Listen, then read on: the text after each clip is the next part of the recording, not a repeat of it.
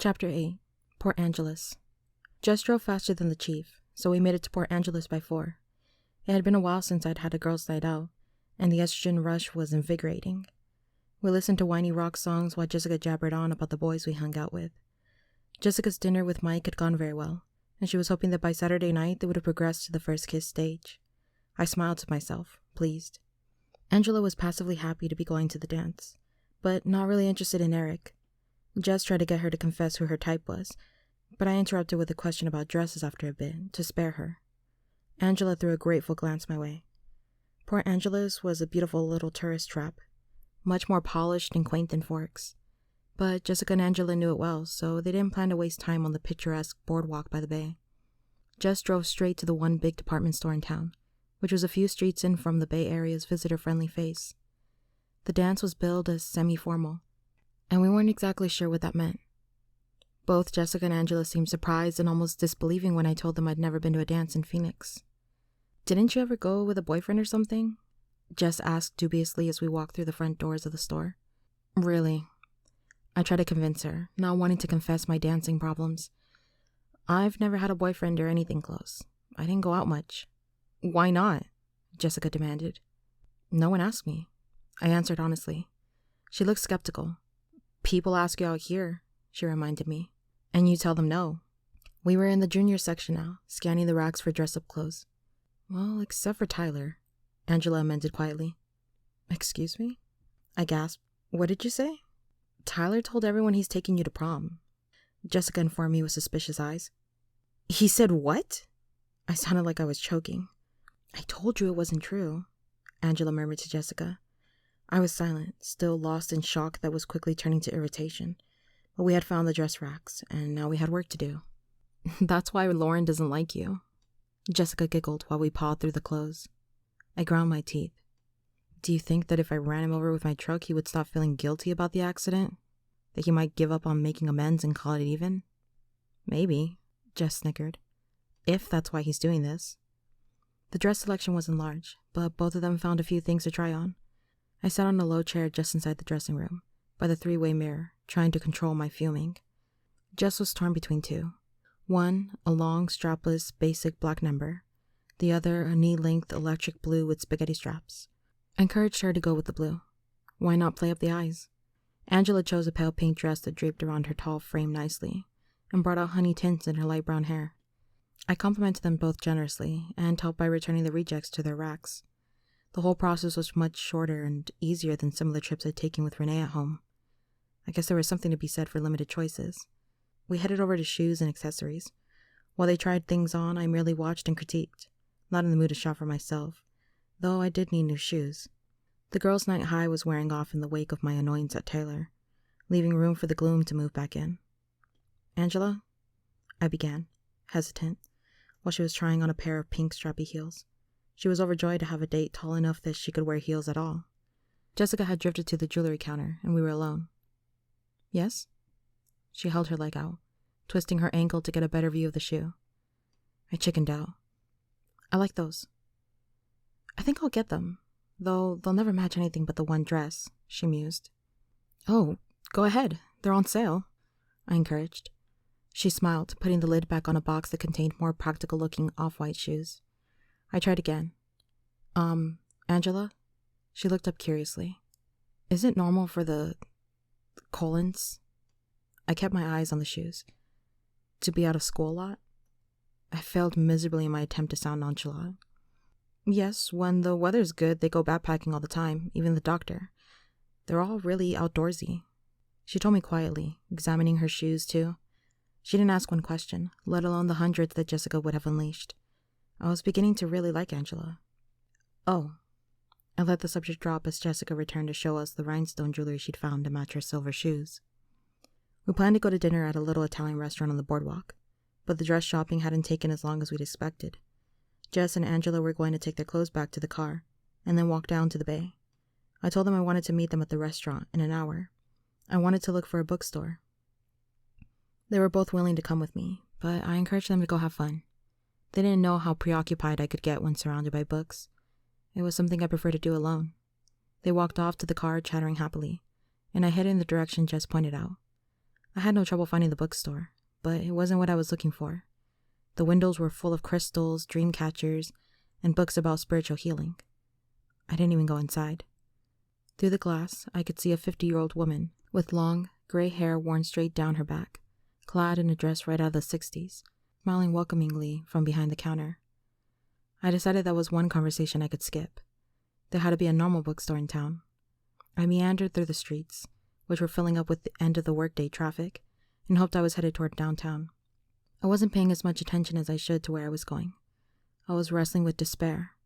I was trying so hard not to think about him, and what Angela had said, and more than anything trying to beat down my hopes for Saturday, fearing a disappointment more painful than the rest, when I looked up to see someone's silver Volvo parked along the street, and it all came crashing down on me. Stupid, unreliable vampire, I thought to myself. I stumped along in a southerly direction, towards some glass-fronted shops that looked promising, but when I got to them, they were just a repair shop and a vacant space. I still had too much to go looking for Jess and Angela yet, and I definitely needed to get my mood in hand before I met back up with them. I ran my fingers through my hair a couple times and took some deep breaths before I continued around the corner. I started to realize, as I crossed another road, that I was going the wrong direction. The little foot traffic I had seen was going north, and it looked like the buildings here were mostly warehouses. I decided to turn east at the next corner, and then loop around after a few blocks and try my luck on a different street on my way back to the boardwalk. A group of 4 men turned around the corner I was heading for, dressed too casually to be heading home from the office, but they were too grimy to be tourists. As they approached me, I realized they weren't too many years older than I was. They were joking loudly among themselves, laughing raucously and punching each other's arms. I scooted as far to the inside of the sidewalk as I could to give them room, walking swiftly, looking past them to the corner. "Hey there," one of them called as they passed, and he had to be talking to me since no one else was around. I glanced up automatically. 2 of them had paused. The other 2 were slowing. The closest, a heavy-set, dark-haired man in his early 20s, seemed to be the one who had spoken. He was wearing a flannel shirt open over a dirty t-shirt, cut-off jeans, and sandals. He took half a step toward me. "Hello," I mumbled, a knee-jerk reaction. Then I quietly looked away and walked faster toward the corner. I could hear them laughing at full volume behind me. "Hey, wait!" one of them called after me again. But I kept my head down and rounded the corner with a sigh of relief. I could still hear them shortly behind me. I found myself on a sidewalk leading past the backs of several somber-colored warehouses, each with large bay doors for unloading trucks, padlocked for the night. The south side of the street had no sidewalk, only a chain-link fence topped with barbed wire protecting some kind of engine parts storage yard. I'd wandered far past the part of Port Angeles that I, as a guest, was intended to see. It was getting dark, I realized, the clouds finally returning, piling up on the western horizon, creating an early sunset. The eastern sky was still clear, by graying, shot through with streaks of pink and orange. I left my jacket in the car, and a sudden shiver made me cross my arms tightly across my chest. A single van passed me, and then the road was empty. The sky suddenly darkened further, and, as I looked over my shoulder to glare at the offending cloud, I realized with a shock that 2 men were walking quietly 20 feet behind me. They were from the same group I'd passed at the corner, though neither was the dark one who'd spoken to me. I turned my head forward at once, quickening my pace. A chill that had nothing to do with the weather made me shiver again.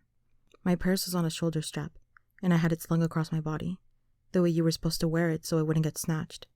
I knew exactly where my pepper spray was, still in my duffel bag, under the bed, never unpacked. I didn't have much money with me, just a 20 and some ones, and I thought about accidentally dropping my bag and walking away, but a small, frightened voice in the back of my mind warned me that they might be something worse than thieves. I listened intently to their quiet footsteps, which were much too quiet when compared to the boisterous noise they'd been making earlier, and it didn't sound like they were speeding up or getting any closer to me. Breathe. I had to remind myself. You don't know they're following you. I continued to walk as quickly as I could without actually running, focusing on the right-hand turn that was only a few yards away from me now. I could hear them, staying as far back as they'd been before. A blue car turned onto the street from the south and drove quickly past me. I thought of jumping out in front of it, but I hesitated, inhibited, unsure that I was really being pursued. And then it was too late. I reached the corner, but a swift glance revealed that it was only a blind drive to the back of another building.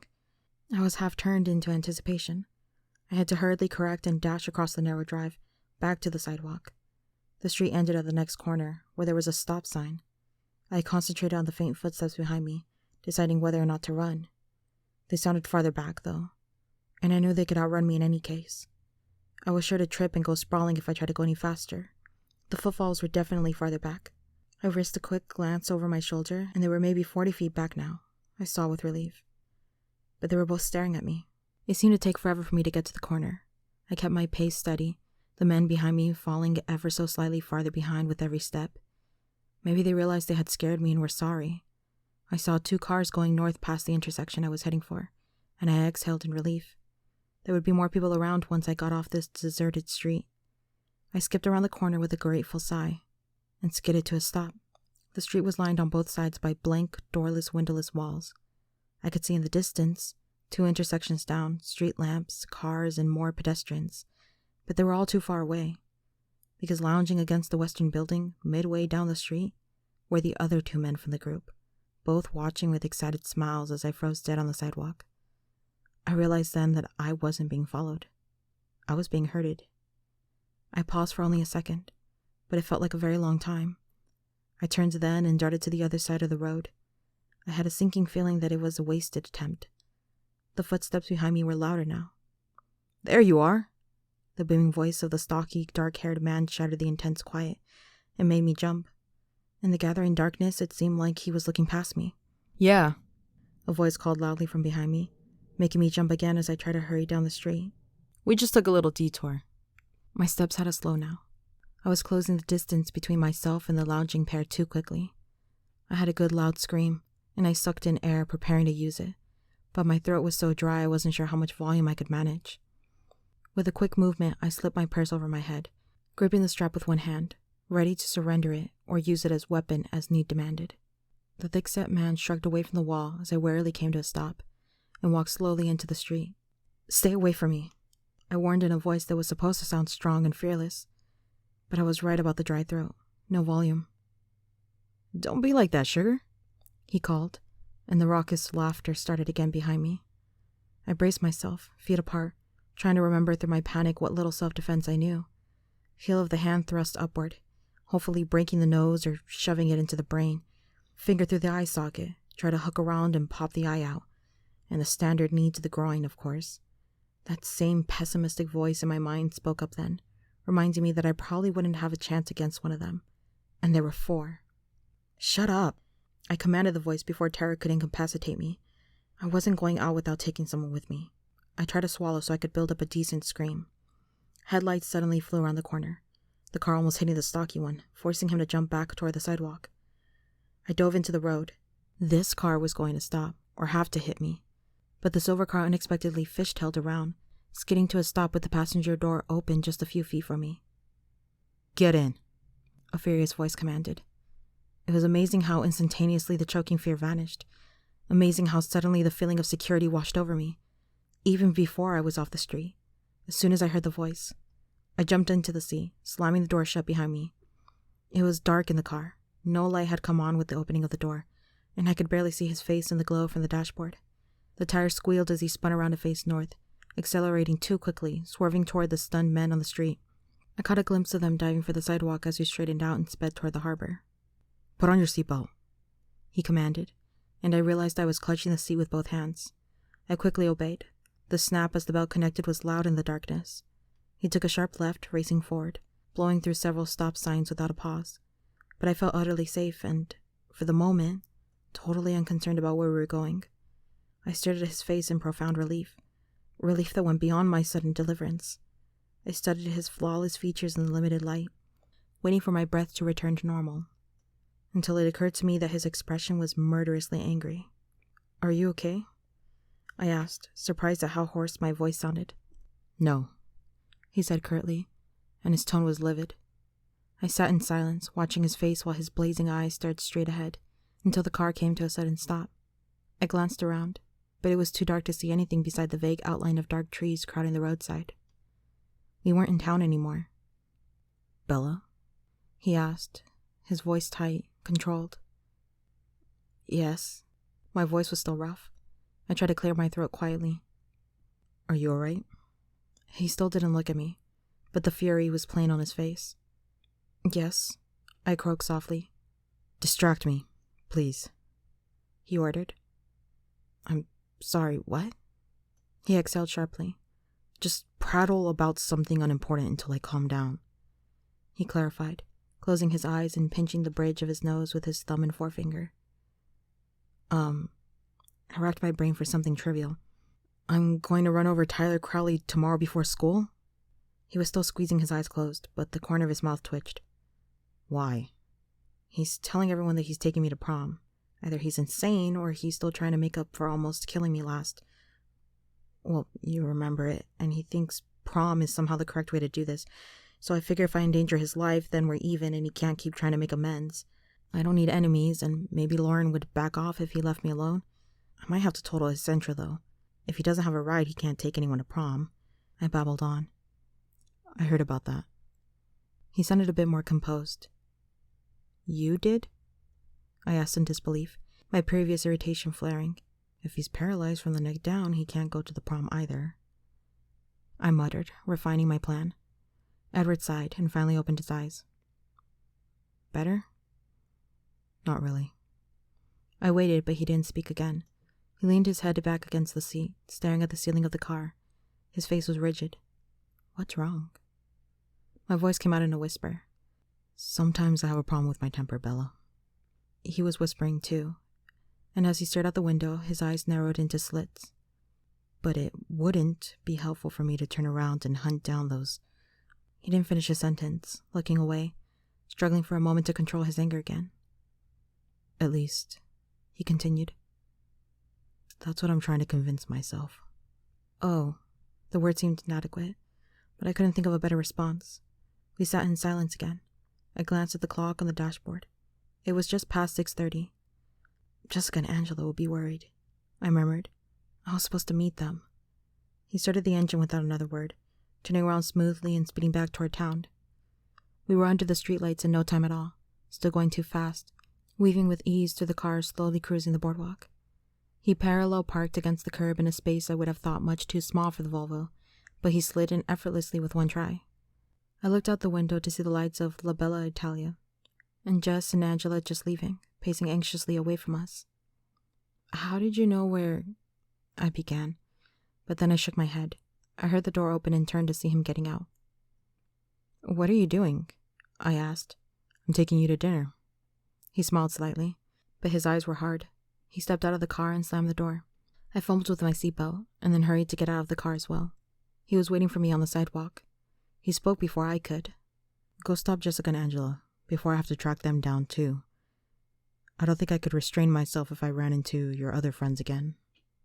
I shivered at the threat in his voice. "Jess! Angela!" I yelled after them, waving when they turned. They rushed back to me, the pronounced relief on both their faces simultaneously changing to surprise as they saw who I was standing next to. They hesitated a few feet from us. "Where have you been?" Jessica's voice was suspicious. "I got lost," I admitted sheepishly. "And then I ran into Edward." I gestured toward him. "Would it be all right if I joined you?" he asked in his silken, irresistible voice. I could see from their staggered expressions that he had never unleashed his talents on them before. Sure," Jessica breathed. Actually, Bella, we already ate while we were waiting. Sorry," Angela confessed. "That's fine. I'm not hungry." I shrugged. "I think you should eat something." Edward's voice was low, but full of authority. He looked up at Jessica and spoke slightly louder. "Do you mind if I drive Bella home tonight? That way you won't have to wait while she eats." No problem, I guess." She bit her lip, trying to figure out from my expression whether that was what I wanted. I winked at her. I wanted nothing more than to be alone with my perpetual savior. There were so many questions that I couldn't bombard him with till we were by ourselves. "Okay." Angela was quicker than Jessica. "See you tomorrow, Bella." "Edward." She grabbed Jessica's hand and pulled her toward the car, which I could see a little ways away, parked across First Street. As they got in, Jess turned and waved, her face eager with curiosity. I waved back, waiting for them to drive away before I turned to face him. "Honestly, I'm not hungry," I insisted, looking up to scrutinize his face. His expression was unreadable. "Humor me." He walked to the door of the restaurant and held it open with an obstinate expression. Obviously, there would be no further discussion. I walked past him into the restaurant with a resigned sigh. The restaurant wasn't crowded. It was the off-season in Port Angeles. The host was female, and I understood the look in her eyes as she assessed Edward. She welcomed him a little more warmly than necessary. I was surprised by how much that bothered me. She was several inches taller than I was, and unnaturally blonde. "A table for two?" His voice was alluring, whether he was aiming for that or not. I saw her eyes flicker to me and then away, satisfied by my obvious ordinariness, and by the cautious, no-contact space Edward kept between us. She led us to a table big enough for four in the center of the most crowded area of the dining floor. I was about to sit, but Edward shook his head at me. "Perhaps something more private?" He insisted quietly to the host. I wasn't sure, but it looked like he smoothly handed her a tip. I'd never seen anyone refuse a table except in old movies. "Sure." She sounded as surprised as I was. She turned and led us around a partition to a small ring of booths, all of them empty. "How's this?" "Perfect." He flashed his gleaming smile, dazing her momentarily. She shook her head, blinking. "Your server will be right out." She walked away unsteadily. "You really shouldn't do that to people," I criticized. "It's hardly fair." "Do what?" "Dazzle them like that. She's probably hyperventilating in the kitchen right now." He seemed confused. "Oh, come on," I said dubiously. "You have to know the effect you have on people." He tilted his head to one side, and his eyes were curious. "I dazzle people?" "You haven't noticed? Do you think everybody gets their way so easily?" He ignored my questions. "Do I dazzle you?" "Frequently," I admitted, and then our server arrived, her face expectant. The hostess had definitely dished behind the scenes, and this new girl didn't look disappointed. She flipped a strand of short black hair behind one ear and smiled with unnecessary warmth. "Hello, my name is Amber, and I'll be your server tonight. What can I get you to drink?" I didn't miss that she was speaking only to him. He looked at me. "I'll have a Coke." It sounded like a question. "2 Cokes," he said. "I'll be right back with that," she assured him with another unnecessary smile. But he didn't see it. He was watching me. "What?" I asked when she left. His eyes stayed fixed on my face. "How are you feeling?" "I'm fine," I replied, surprised by his intensity. "You don't feel dizzy, sick, cold?" "Should I?" He chuckled at my puzzled tone. "Well, I'm actually waiting for you to go into shock." His face twisted up in that perfect crooked smile. "I don't think that will happen," I said after I could breathe again. I've always been very good at repressing unpleasant things. "Just the same, I'll feel better when you have some sugar and food in you." Right on cue, the waitress appeared with our drinks and a basket of breadsticks. She stood with her back to me as she placed them on the table. "Are you ready to order?" she asked Edward. "Bella?" he asked. She turned unwillingly toward me. I picked the first thing I saw on the menu. I'll have the mushroom ravioli." "And you?" She turned back to him with a smile. "Nothing for me," he said. "Of course not. Let me know if you change your mind." The coy smile was still in place, but he wasn't looking at her, and she left dissatisfied. "Drink," he ordered. I sipped at my soda obediently, and then drank more deeply, surprised by how thirsty I was. I realized I had finished the whole thing when he pushed his glass toward me. "Thanks," I muttered, still thirsty. The cold from the icy soda was radiating through my chest, and I shivered. "Are you cold?" "It's just the Coke," I explained, shivering again. "Don't you have a jacket?" His voice was disapproving. "Yes." I looked at the empty bench next to me. "Oh, I left it in Jessica's car." I realized. Edward was shrugging out of his jacket. I suddenly realized that I had never once noticed what he was wearing. Not just tonight, but ever. I just couldn't seem to look away from his face. I made myself look now, focusing. He was removing a light beige leather jacket now. Underneath, he wore an ivory turtleneck sweater. It fit him snugly, emphasizing how muscular his chest was. He handed me the jacket, interrupting my ogling. "Thanks," I said again, sliding my arms into his jacket. It was cold, the way my jacket felt when I first picked it up in the morning, hanging in the drafty hallway. I shivered again. It smelled amazing. I inhaled, trying to identify the delicious scent. It didn't smell like cologne. The sleeves were much too long. I shoved them back so I could free my hands. "That color blue looks lovely with your skin," he said, watching me. I was surprised. I looked down, flushing, of course. He pushed the bread basket toward me. "Really, I'm not going into shock," I protested. "You should be. A normal person would be. You don't even look shaken." He seemed unsettled. He stared into my eyes, and I saw how light his eyes were. Lighter than I'd ever seen them. Golden butterscotch. "I feel very safe with you," I confessed, mesmerized into telling the truth again. That displeased him. His alabaster brow furrowed. He shook his head, frowning.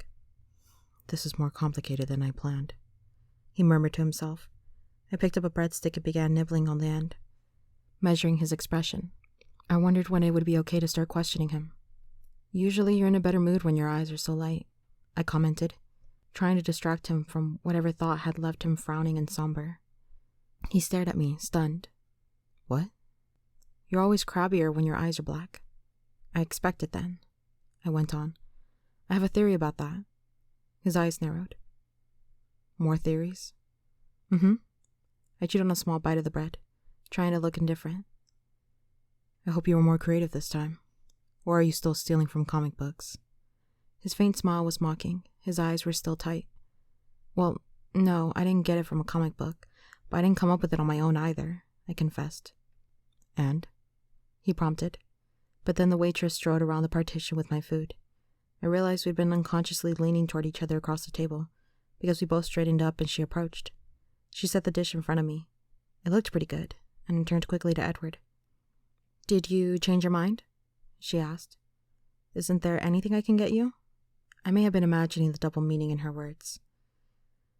"No, thank you, but some more soda would be nice." He gestured with the long white hand to the empty cups in front of me. "Sure." She removed the empty glasses and walked away. "You were saying?" he asked. "I'll tell you about it in the car, if..." I paused. "There are conditions?" He raised one eyebrow, his voice ominous. "I do have a few questions, of course." "Of course." The waitress was back with 2 more Cokes. She sat them down without a word this time and left again. I took a sip. "Well, go ahead." He pushed, his voice still hard. I started with the most undemanding, or so I thought. "Why are you in Port Angeles?" He looked down, folding his large hands together slowly on the table. His eyes flickered up at me from under his lashes, the hint of a smirk on his face. "Next." "But that's the easiest one," I objected. "Next," he repeated. I looked down, frustrated. I unrolled my silverware, picked up my fork, and carefully speared a ravioli. I put it in my mouth slowly, still looking down, chewing while I thought. The mushrooms were good.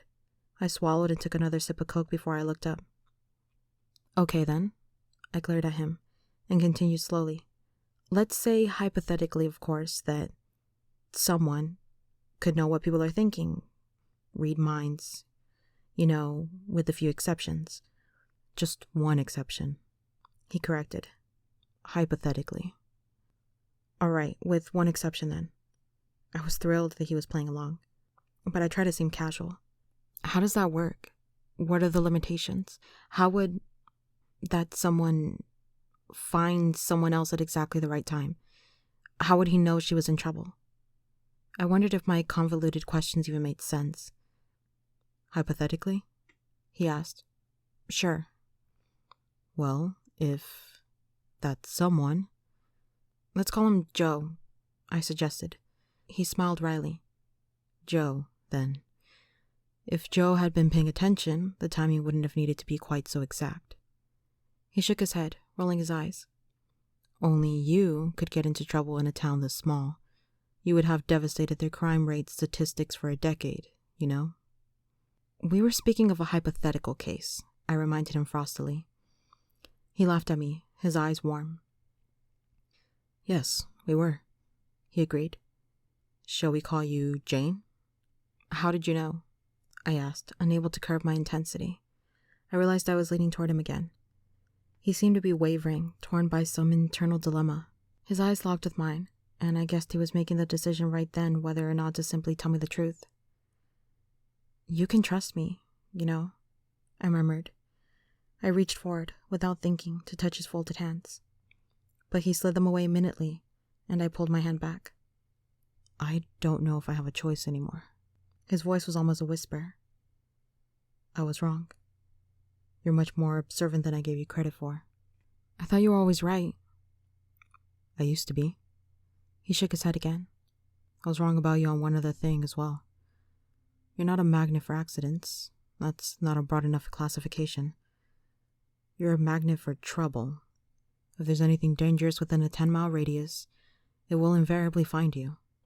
And you put yourself into that category?" I guessed. His face turned cold, expressionless, unequivocally. I stretched my hand across the table again, ignoring him when he pulled back slightly once more to touch the back of his hand shyly with my fingertips. His skin was cold and hard, like a stone. "Thank you." My voice was fervent with gratitude. "That's twice now." His face softened. "Let's try not for 3. Agreed?" I scowled, but nodded. He moved his hand out from under mine, placing both of his under the table, but he leaned toward me. "I followed you to Port Angeles," he admitted, speaking in a rush. "I've never tried to keep a specific person alive before, and it's much more troublesome than I would have believed. But that's probably just because it's you. Ordinary people seem to make it through the day without so many catastrophes." He paused. I wondered if it should bother me that he was following me. Instead, I felt a strange surge of pleasure. He stared, maybe wondering why my lips were curving into an involuntary smile. "Did you ever think that maybe my number was up the first time, with the van, and that you've been interfering with fate?" I speculated, distracting myself. "That wasn't the first time," he said, and his voice was hard to hear. I stared at him in amazement, but he was looking down. "Your number was up the first time I met you." I felt a spasm of fear at his words, and the abrupt memory of his violent black glare that first day. But the overwhelming sense of safety I felt in his presence stifled it. By the time he looked up to read my eyes, there was no trace of fear in them. "You remember?" he asked, his angel's face grave. "Yes." I was calm. "And yet here you sit." There was a trace of disbelief in his voice. He raised one eyebrow. "Yes, here I sit. Because of you." I paused. "Because somehow you knew how to find me today," I prompted. He pressed his lips together, staring at me through narrowed eyes, deciding again. His eyes flashed down to my full plate, and then back to me. "You eat. I'll talk," he bargained. I quickly scooped up another ravioli and popped it in my mouth.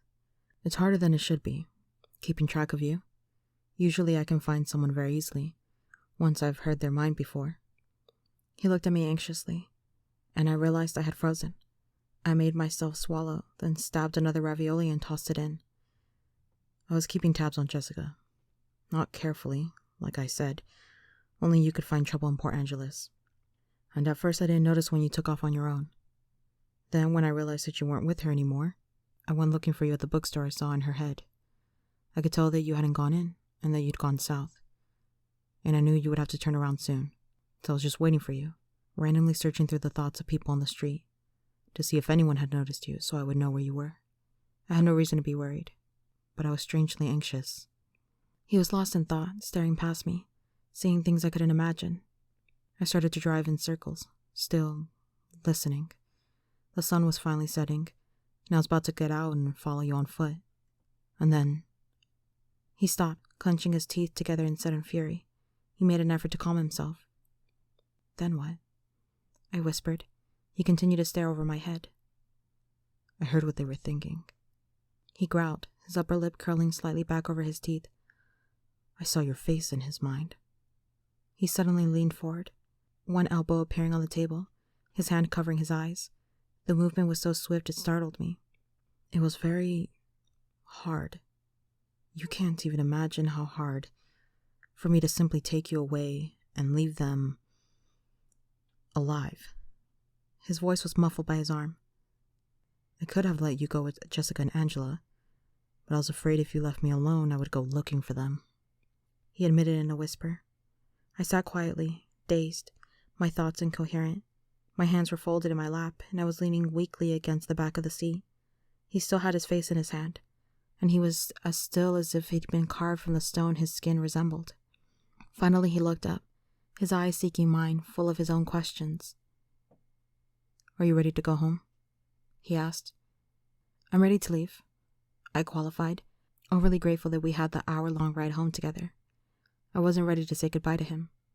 The waitress appeared as if she'd been called, or watching. "How are we doing?" she asked Edward. "We're ready for the check, thank you." His voice was quiet, rougher, still reflecting the strain of our conversation. It seemed to muddle her. He looked up, waiting. Sure, she stuttered. "Here you go." She pulled a small leather folder from the front pocket of her black apron and handed it to him. There was a bill in his hand already. He slipped it into the folder and handed it right back to her. "No change." He smiled. Then he stood up and I scrambled awkwardly to my feet.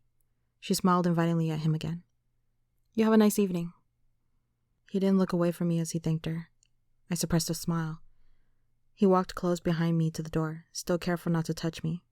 I remembered what Jessica had said about her relationship with Mike, how they were almost to the first kiss stage. I sighed. Edward seemed to hear me, and he looked down curiously. I looked at the sidewalk, grateful that he didn't seem to be able to know what I was thinking. He opened the passenger door, holding it for me as I stepped in, shutting it softly behind me. I watched him walk around the front of the car, amazed yet again by how graceful he was. I probably should have been used to that by now, but I wasn't. I had a feeling Edward wasn't the kind of person anyone got used to. Once inside the car, he started the engine and turned the heater on high. It had gotten very cold, and I guess the good weather was at an end. I was warm in his jacket, though, breathing in the scent of it when I thought he couldn't see. Edward pulled out through the traffic, apparently without a glance, flipping around to head toward the freeway. "Now," he said significantly. "It's your turn."